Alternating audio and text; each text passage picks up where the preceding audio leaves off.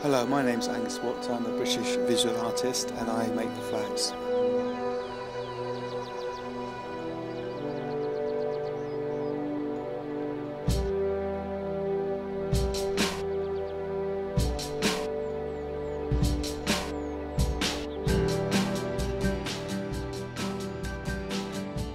For me, the best place for the flags to go in is usually a big open space, like at a beach or a moorland or some natural space where it's very clean visually and where flags can breathe and move and do their thing.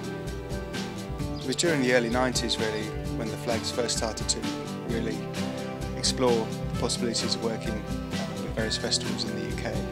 Principally with WOMAD at the Rivermeet event they used to have there in Reading. More and more flags were introduced there and it just got very exciting and lots of other people saw that, and it's from there really that a lot of other events then wanted to have the flags, and to the point where now here we are in the 15 years later that flags are pretty much everywhere.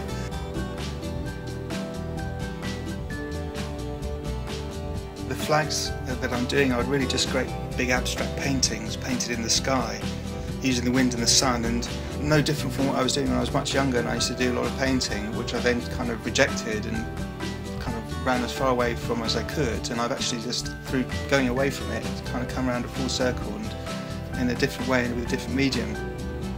These flags are based on sun imagery and are very complicated to make. This is at the Eden Project with the Mr. Whippy banners, which are all tall and whippy. At Glastonbury we put up about 700 flags, and the challenge is really to make it look different each year. These are checks which I took from a lot of tiling that I was doing at home. The inspiration was fed into the flags from there. I have to think about the aerodynamics of the flags and how they're going to fly, which does dictate the shape they will take. I've experimented with painting, projection and printing. People often ask me what fabrics I use, and I always tell them it's cyber silk from Japan, because it's made by special cybernetic silkworms. The great thing about this fabric is that there are so many in-between colours that don't have any names.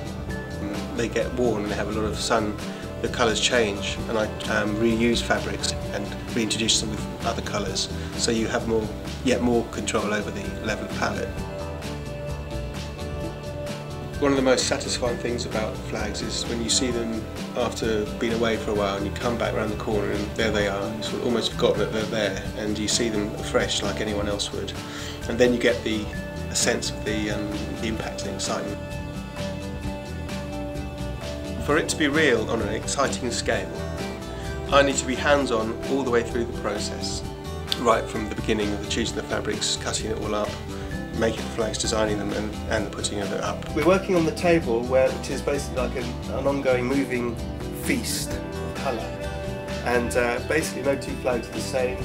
We're working in lots of offcuts and different colours and shapes and sizes, all flowing on this main table, and then things get taken from there and made up. Outside of the straight aesthetics of the flags, I like to think they work on other levels too, and there's a certain amount of emotional intensity that goes with the flags and the experience of them, that people do feel it and you respond to it at quite a gut level.